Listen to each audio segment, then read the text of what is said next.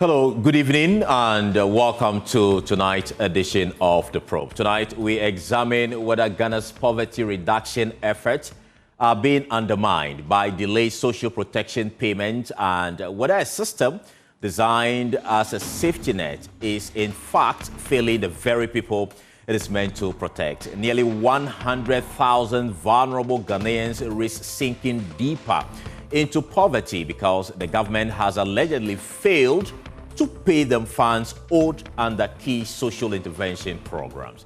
The Civil Society Platform for Social Protection says that since February 2025, about $16 million allocated for the Productive Inclusion Program and more than $22 million for the labor-intensive Public Works Program have remained locked up in government financing channels, leaving thousands of households struggling to survive.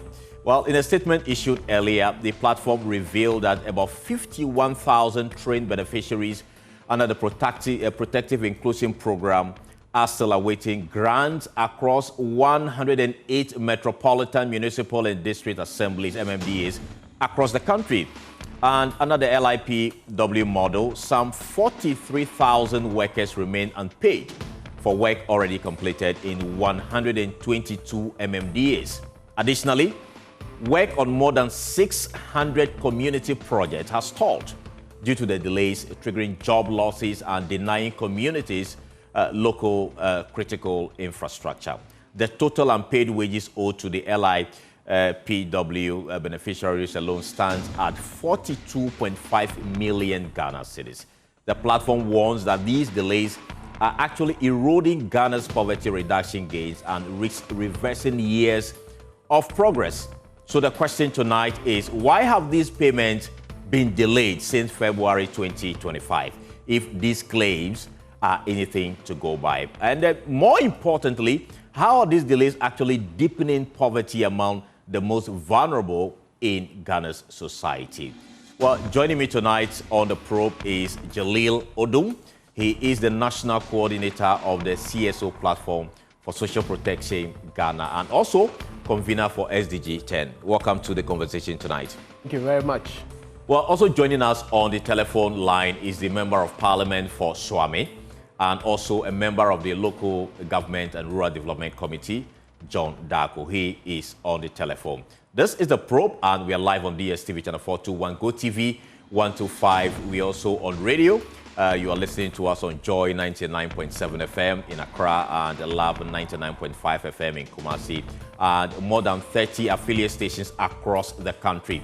On social media, we are on Joy News on TV, and we are also live on myjoyonline.com. And of course, my name is Carlos Galone. We'll jump straight into the conversation right after this. Stay with us.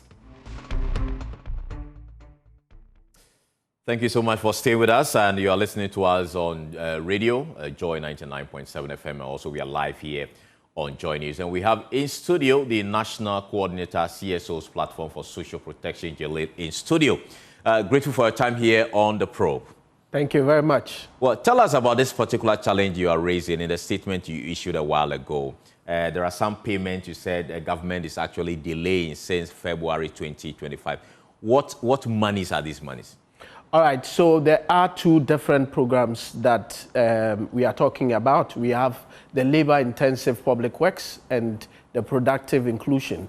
And these are very cardinal pillars of the social protection architecture. And so it's very important that the way we treat all the different social protection programs like the LEAP cash transfer, the national health insurance, we treat these two other programs the same way. And indeed, what we are saying is that delays of payment, has happened since February 2025. And this is needless, this is unacceptable. These are poor people, and it needs to get paid immediately. Let's look at the first one, the LIPW. What kind of arrangement is that? Explain to us, at least for our viewers to understand what it actually means. All right, so the LIPW is basically a program that is designed by government that is basically to provide a temporary employment for the very poor, Okay. extreme, poor people or poor households. And this program basically helps to create important or vital community assets in various communities, basically to support, social development, community development. And so, importantly, if these programs basically support community building and people have worked for some time and they don't get paid, then that's unfortunate. And these are extreme poor. Let's look at the numbers under the LIPW alone before we come to the PI. All right, so we are talking about 43,000 beneficiaries across 122 MMDAs. And you know that the MMDAs is about 261. And so if we have 122, that is a lot of communities or a lot of districts that is, undergoing this situation. And what is the number in terms of those who have been affected under these districts? So we are talking about a lot of people. I cannot even quote the numbers because these are individuals that are not paid, but we do have dependents of these people who are counting on these family members to bring home wages to, pay very basic things like maybe school fees, give them food, put food on the table, talking about, health, access, making sure that they are able to access health, and then also very basic things that they may require in their various homes. And so this is troubling. So the direct number that government owes, we don't have figure to it? So we have about 42.5 million, Ghana cedis that is supposed to be paid. And by the way, by the end of 2026, this year, December, we are talking about 60 million US dollars alone for the productive inclusion and $22 million for the LIPW program that are all locked up, in government chests. So let's get some clarity. The LIPW are people who have worked. These are people sort of work that government owes. Absolutely, absolutely. What kind of works have been? So, LIPW, like I mentioned, is about creating, community assets. So it includes creating, building or constructing dams, rehabilitating, different community assets, like talking about building, roads, plantations, cultivating plantations, very significant things that basically, support, communities, giving them food, and creating the needed, community amenities like water, basic things like water. And so these are very significant things that are supposed to be happening. They have worked, they're waiting for their wages since February 2025. We still have these monies not paid. And this district you talk about, are they in the metropolitan areas or they are in the rural areas? Or it cut across? It cut across, but generally this program is significantly created for places where, there are poverty. And so naturally, you have a lot more remote areas than urban. And so these are the areas we are talking about. Okay, now we understand the LIPW. What about the PI itself? Yes, so productive inclusion.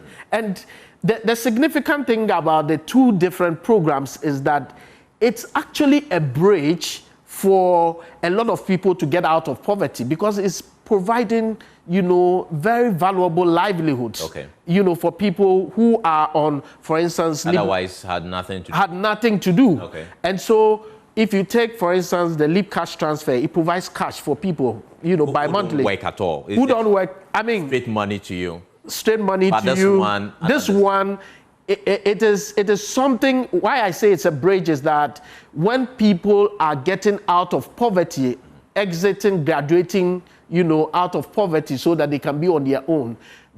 These are programs that basically help them to have a livelihood that they can actually say that this is what I am doing. And so at the end of each month or each day, this is what I get out of it. So productive inclusion, for instance, it has several models looking at, areas of, agric, making sure that people learn, and it provides training for these individuals so that they are able to manage whatever business they get into more productively. So it's around more agro-based, livelihoods. So talking about farming, talking about poultry, things like that. So basically the productive inclusion is looking at very significant things that can, take people, out of poverty. And it looks very specific at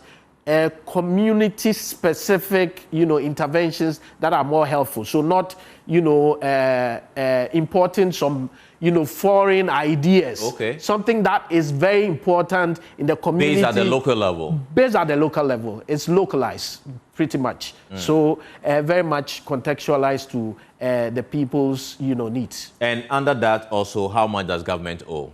So I've forgotten the figures, but if you look at even what is locked up and the fact that these people have not been paid, from February, we are talking about, in the tens of millions, and so of Ghana cedis. And so that is a lot of money. And so if you look at the money that is locked up, if we are not able to, do something about it right now, it means that now people are home, they don't have anything doing. These are the people that are counting on this. Lives have been disrupted. People are anxious. They don't know where the next meal is coming from. People have gone borrowing. They are indebted to others. And then it is creating more vulnerability. Now, Tell us about the impact story. I mean, you have been to the ground. You deal with these people on a daily basis. What are some of the impact stories you meet on the ground when you interact with them?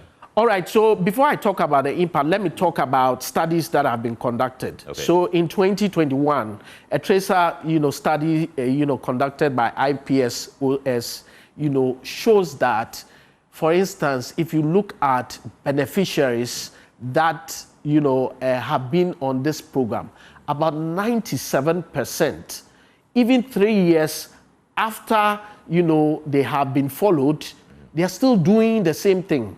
And about 81% are making profit out of this.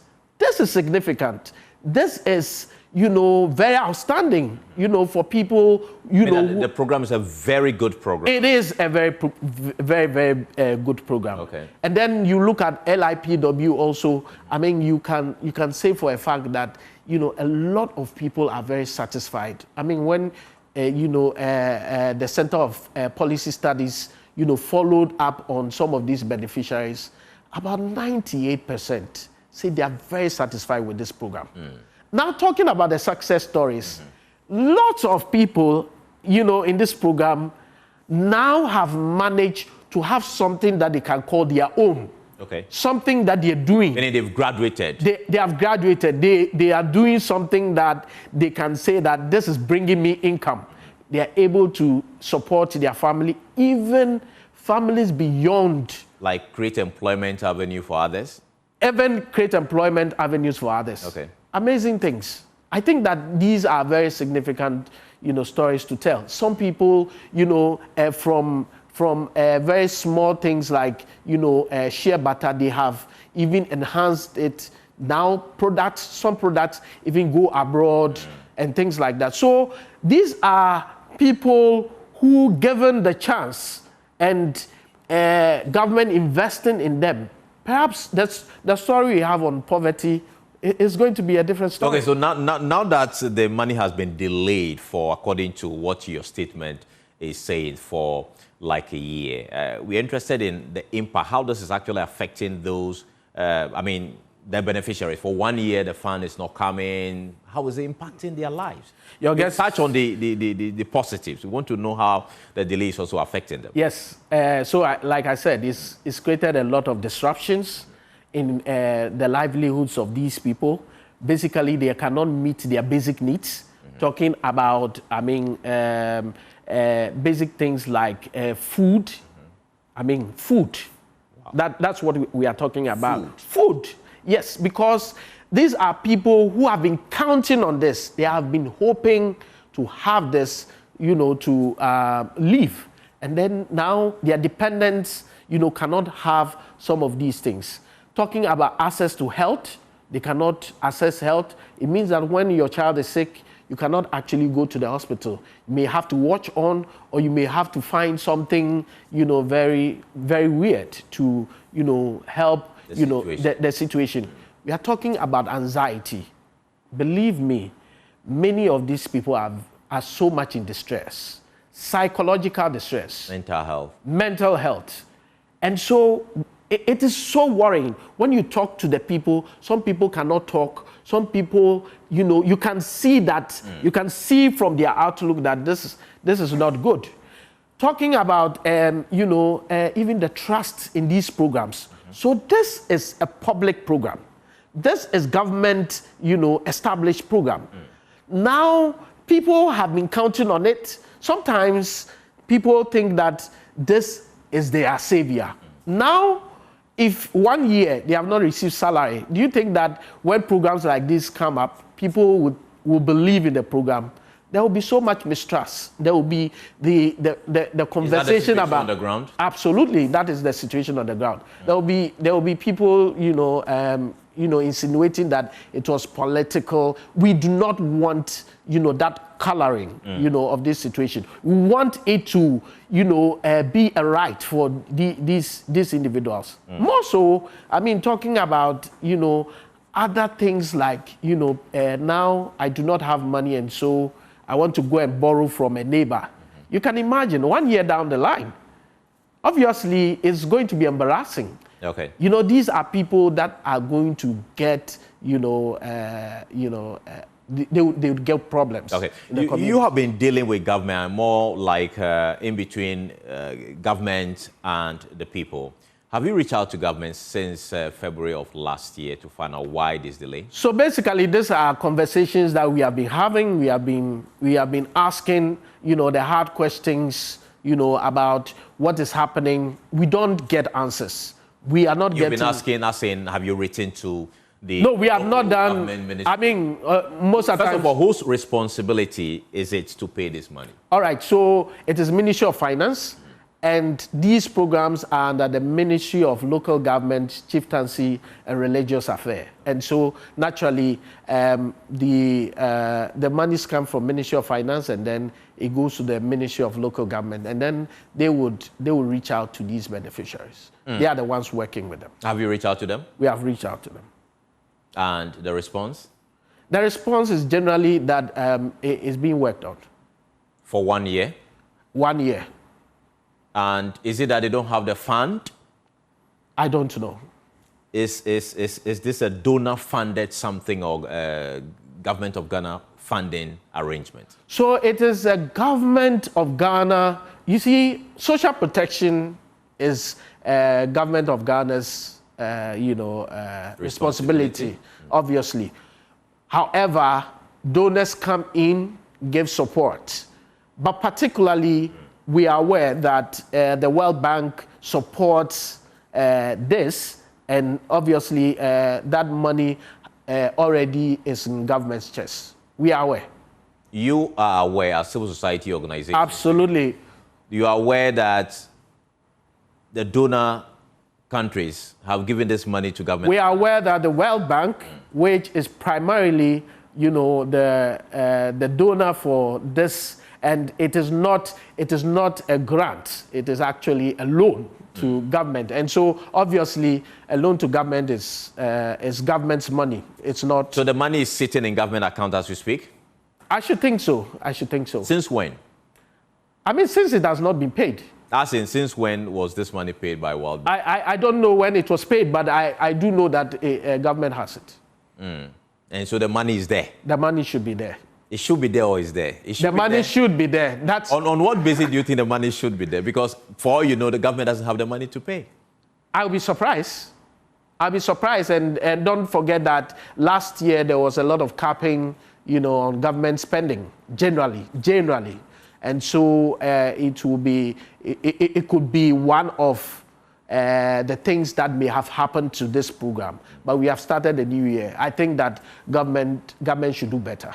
And so have you written to the ministries, the two ministries you mentioned, the local government ministry as well as the finance ministry? So we have been having, more of a verbal conversation about this, not written, but I think that speaking to beneficiaries and speaking to government officials and hoping that these payments will be made, and there has been assurances that it is going to come, and we have been waiting. We think that the wait is overdue.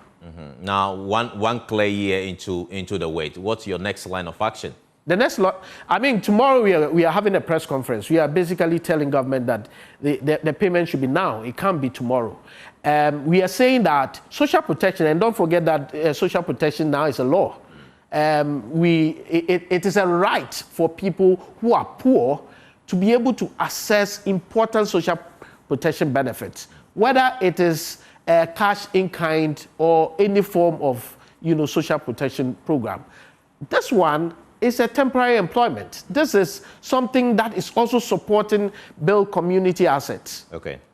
Why can't they be paid? When they have worked, they have worked. It is not as if they have not worked. In some cases, some have undergone training. They are waiting for grants to be able to start, different, livelihood projects. It's not happening for them because these funds have not been released. We are asking government to act now. Why so? If I look at the data, government social protection spending increased from about 8.9 billion Ghana cedis in 2024 to about 12.8 billion in 2025, which means that a lot more money, have been allocated to the social protection, sector. But you're telling us these monies have not been paid for 1 year. So why? And the fact that you even don't know why the money has not been paid is troubling. Yes, it is so. And I need to tell you that I think government is doing great work. There is no doubt.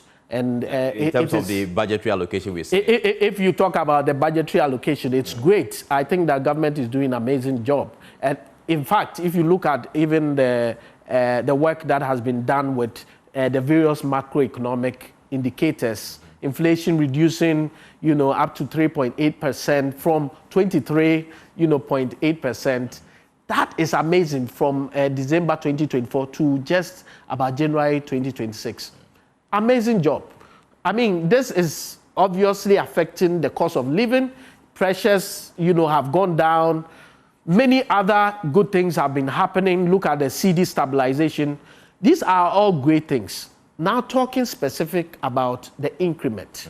So if you look at a program like the LIP cash transfer, it has been doubled. The grant amount, being given to beneficiaries have been doubled. Okay. Naturally, if you look at the amount that you're quoting, that may account for that difference. Okay. That is just one of the social protection programs.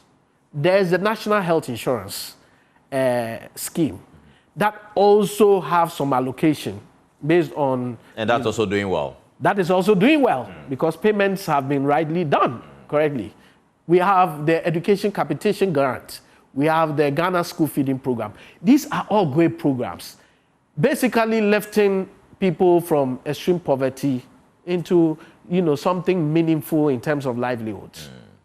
But what about these programs, which are basically the bridge to having these people exit completely, from poverty? These are the programs that, we are failing to support. What we are saying is that if we do not support these bridge programs, which are foundational pillars to the social protection architecture, then what is going to happen is that people are going to fall back into poverty, extreme poverty. And the data. If you look at even the data on multidimensional poverty If you look at the 2024 statistics, which was about 8.2 million people, which has now fallen to about 7 million as at the last quarter of last year. If you look at this data, this is multidimensional poverty. Now, these are still people who are lurking around, still with poverty, characteristics. What it means is that, don't forget that there are people who are dependent on these individuals. And so, depending on the pressure, and don't forget that, some of the crises that comes from time to time, they can be very dire. If you look at the droughts that came in the northern region, right, and significant others, flood and other things, these people can fall back into extreme poverty. The extreme poverty numbers is about 2.5 million, 2.4 million. And so what we are saying is that there is people who are working within and around the poverty arena. And so what government should do is that bridge that will help people exit poverty should be controlled, should be looked at very carefully. And all the support that needs to be given to it, it should be done. Otherwise, these people are going to fall back. This is our worries. And what impact do you think this is actually going to have on Ghana's fight towards 2030, the reduction of poverty SDG goals? I'm sorry, but your guess is as good as mine. The poverty numbers are going to increase. And don't forget that even COVID made it worse. It exacerbated, the numbers. And so, it's very scary. This is why we are talking about it. It's very scary that, these are people who have dependents. Unfortunately, they have dependents. And so even as, these things are ongoing, and then and don't forget, when people go to take loans, they go to take it under sometimes harsh conditions. Sometimes people are given some percentages that are outrageous. And some of these people are not even banking. And so you can imagine. Right. Look, the point of view is that it's scary, it is dangerous, it is going to create mistrust in social protection programs, and we think that government needs to act immediately. All right, thank you so much. You're still watching The Probe with me, Carlos Kalodi, and of course, you're listening to us on radio on Joy 99.7 FM. We'll take a short breather. When we return, we'll look at other areas with regards to this particular conversation. Stay with us. Welcome back, and thank you so much for staying with us here on The Probe and also listening to us on Joy 99.7 FM. I'm Carlos Kalodi, and of course, I'm in the studio with Jalil. He is the co-coordinator for CSO Platform for Social Protection Ghana. We've seen some of the key challenges you've raised with regards to the two policies and how government is actually addressing it. Let's look at LIP. How is LIP doing under this regime? I think LIP is doing fantastic.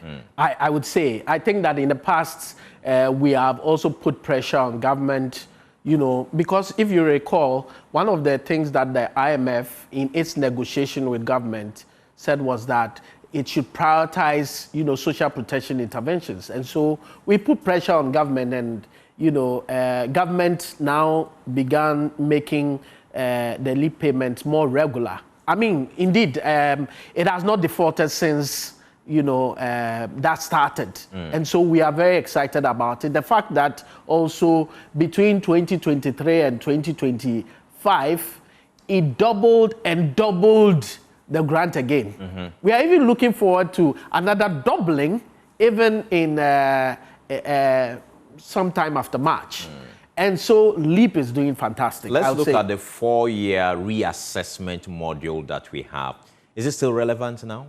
It is, absolutely. Now, what it is that, like I mentioned, in the beginning, poverty is very dynamic. And so people can fall into poverty and get out of poverty. There's the reason for reassessment. Situations, people can owe others, and then all at once they come and take over their assets. Okay. And that's it. their lives have changed. So the reassessment is... The reassessment is, you know, is a very important, you know, measure to ensure that we have a clean data, to make sure that, you know, those who are eligible, you know, are in the registry. Those who are not eligible, they take them out. And by the way, I mean, we have different stories of people who are on it, who do not qualify to be on it. And so the 4 years is an opportunity to basically clean the register, to make sure that the right people are, you know, on, like the way we treat ghost names. Because people die and, you know... within 4 years. Within 4 years. Yeah, so when was the last time we did the... We have not, I mean, we are currently doing it. I mean, we did it some year past in the 5 northern regions, and then we are still, you know, doing it right now. The idea is that now we want to have a complete, you know, register that is very clean, that has, you know, those who are eligible to benefit from LIP to be on it. Now, the challenge is, there are many challenges of this reassessment. Okay. Basically, the stories around, you know, I mean, they are going to take some people out. And perhaps some people will feel that it is politically, you know... I mean, it's a tool that the politician would use to get some people out of it. Do you understand me? Okay. So there are these ideas. So it is important that the communication around this reassessment is very good. Otherwise, we're going to have several challenges. There are also, you know, important things like what are the assessment tool that we are using? They use a proximity test to basically collect information from, you know, potential beneficiaries. However, some of the ideas that we talk about in this particular conversation is what are, you know, the considerations when it comes to vulnerable groups like people with disability. Now, I and you know that when it comes to a person with disability, they have also people who support them. So we have what we call the disability added cost to individuals like that. So we can be the same at the same poverty level, but because of the support needs or the disability needs that I have as an individual with disability, I'll have more pressure on me. And so we have... so you cannot use the same metrics to... Absolutely. So these are some of the dynamics that we want to see that the proxy-means test is actually incorporating. And so it will be very important that at least in terms of doing this reassessment, we make these considerations. But believe me, the reassessment module or the processes leading up to the reassessment and the reassessment itself is amazing. It's a fantastic exercise. It's building result and all that. Absolutely. So you have no challenge at all when it comes to the LIP. I don't have a challenge when it comes to what is being done about, you know, the LIP program, as in we are doing reassessment. What I am very interested in is how we ensure that this process does not give rise to certain communication around, you know, the program. Where certain communication is? I mean, so I gave you a typical example. The political angle, because I'm supposed to be on the LIP. Why? What parameters are used to actually put those people onto the LIP? So, the first thing is that there is a tool that is used in collecting the information of these individuals. Now, when they collect the information, they put it in their system. It will generate basically those who are basically eligible. They'll come to the community and bring the community together. The community know the people who are actually poor. So, but I have, not to cut you, I've spoken to a lot of people on this LIP thing, and they say they've never been invited. The poor people that I know also, they've never been invited. So I'm really curious to know which parameters are actually... Okay, so the first thing is that there are poverty maps. So there are districts. So you will have communities in a particular district that are beneficiaries. And then it's possible that other communities may not be beneficiaries. So, I mean, we should not It doesn't cover everybody. It doesn't cover everybody. I mean, okay, so... Not everybody, as in, it doesn't cover all poor people. Is that the point? No. It should. It should. It should. So now, we are talking about extreme poverty. Let's not... There are people who are poor, and obviously the program... Who is extremely poor? Okay, so that's a very good question. So there are parameters, and the Ghana Statistical Service can give you those parameters. There are parameters that is used in determining who is extremely poor. Obviously, it has to do with geographical area. It has to do with... Is it a $1 per day something? It is $1 per day. It is a lot of things, not just that. Okay. It is, also about, your assets. What are you able to do during the day? I mean, do you have a livelihood? I mean, who are your dependents? Who do you also depend on? There are many parameters, but you think that the process of getting those beneficiaries is clean, it's genuine? It's genuine. There's no issue. There's no issue. However, there are what we call the inclusion and exclusion errors. So these things happen. Now, like I mentioned, today somebody can be assessed today and they will qualify.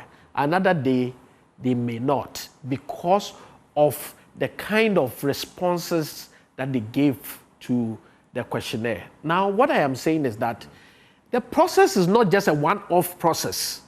There are other processes that helps to validate that indeed this individual is exclusively and extremely poor. This is the point. Okay. And so there's what we call the community validation, where you have, a community set up where all these individuals who came to, respond to all this questionnaire come together. And then, they go through another process where people get validated. And you see that it will be clear. Okay. The community are the ones going to decide that this person is more qualified than I am. Okay. And this process is very... Except the political leg. It's very transparent. It's very transparent. Let's look at the national health assessment under this government so far. I think that it is doing also very well. I think that payments, on the national health insurance is going very fine. I think that the issues about the national health insurance usually comes around issues of what are the benefits. What do people know to be their benefits when they go to the hospital? Can I get these drugs? Can I not get these drugs? The clarity of information around, the benefits. The benefits.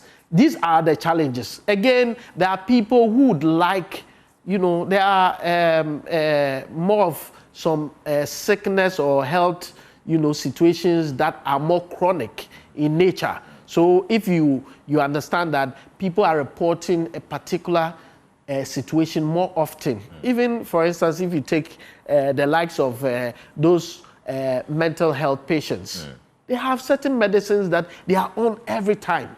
I think that these medicines should be very free. There are medicines that are free, others are not free.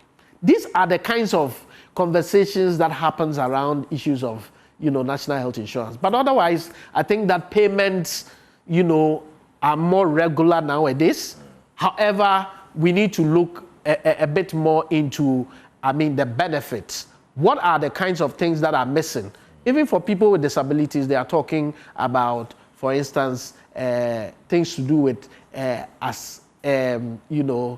accessible, like access to public infrastructure. Infrastructure and things like that. But also, in terms of when it comes to medicines and, other significant things that support, their needs. You think this government is doing well when it comes to the national health insurance? They are doing well, but I think that there's more room for improvement. I think that, let's be frank about it. Okay. We have had challenges, in the past about the national health insurance.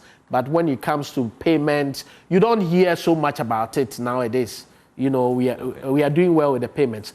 But the point is the benefits.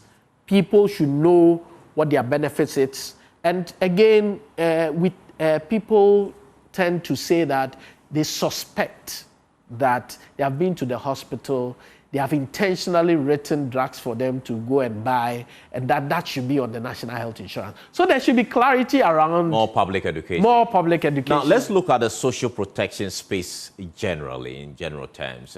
What structural reforms do you think should be carried out to make it more robust? First, I think now everybody knows that it's a right because the act is already, out there. People should know that social protection is a right.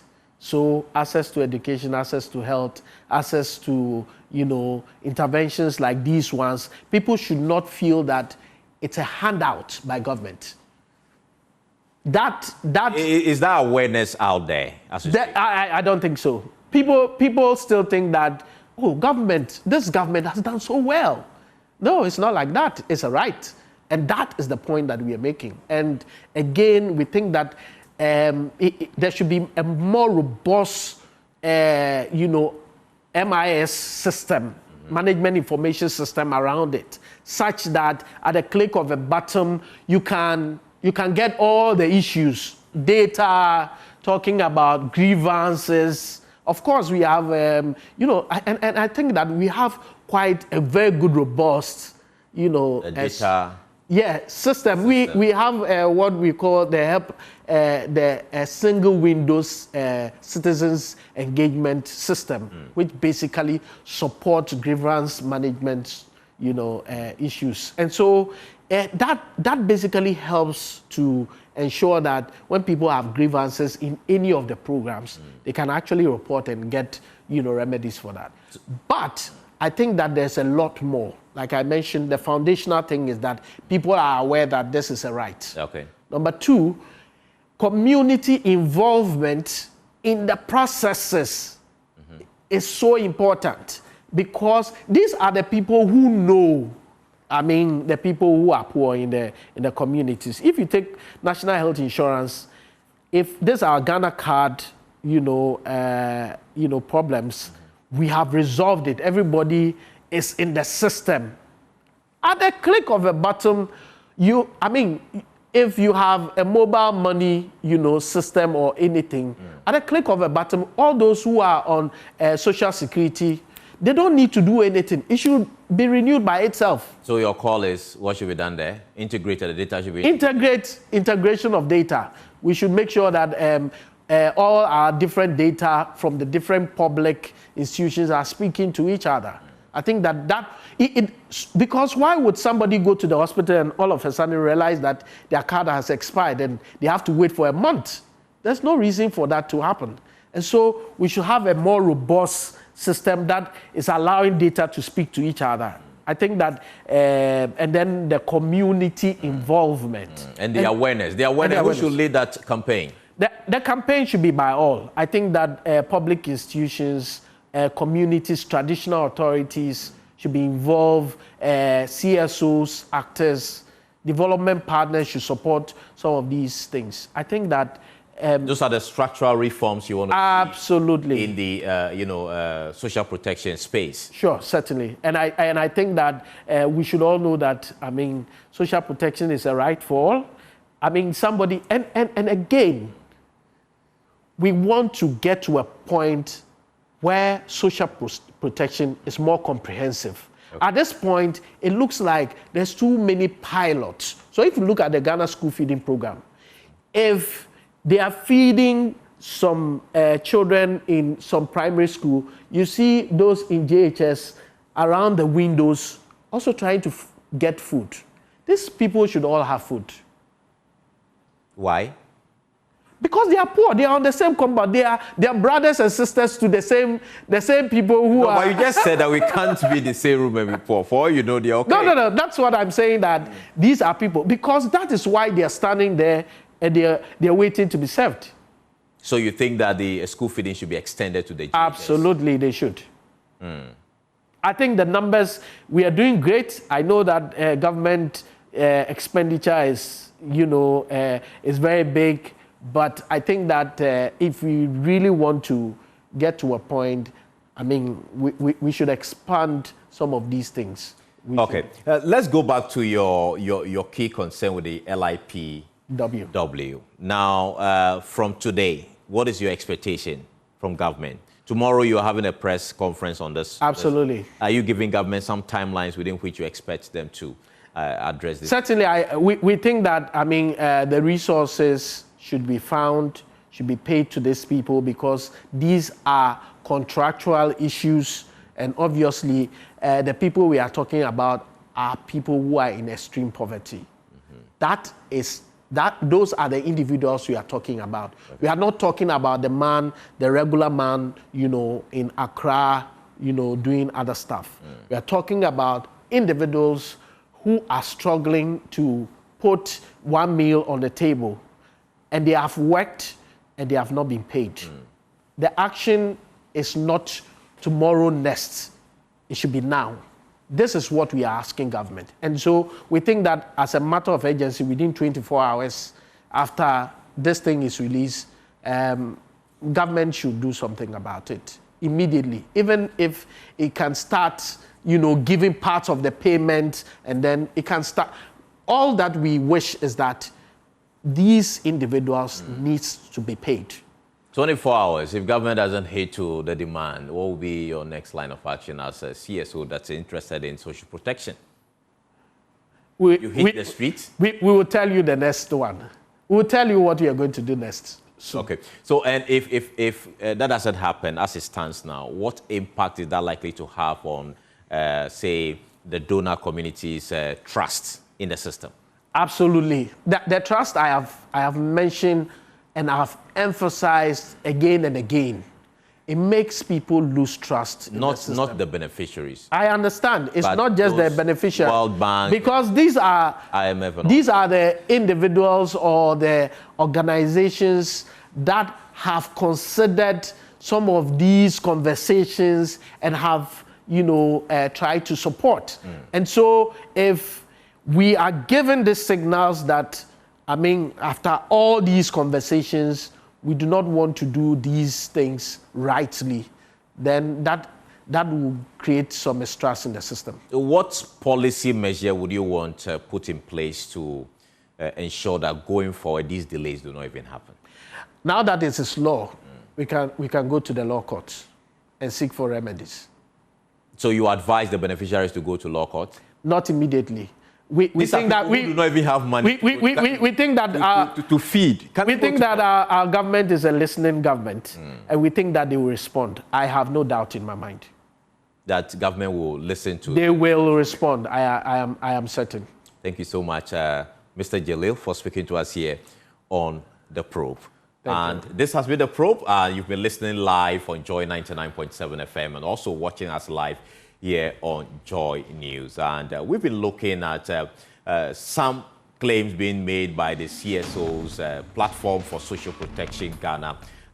They are making or raising their concern that government has delayed payment of some monies meant for social protection individuals, and they are mounting pressure on government to actually pay that money. They believe that the monies have delayed since February 2025, one clear year, and they believe this is actually having a negative impact on the beneficiary. We'll still keep our eyes on the story as they hold their press conference tomorrow, and we'll bring you those stories on our subsequent bulletin here on Joy News. My name is Carlos Caloni. Thank you so much for listening and watching us, and catch you next week with another exciting edition of The Probe. Bye-bye.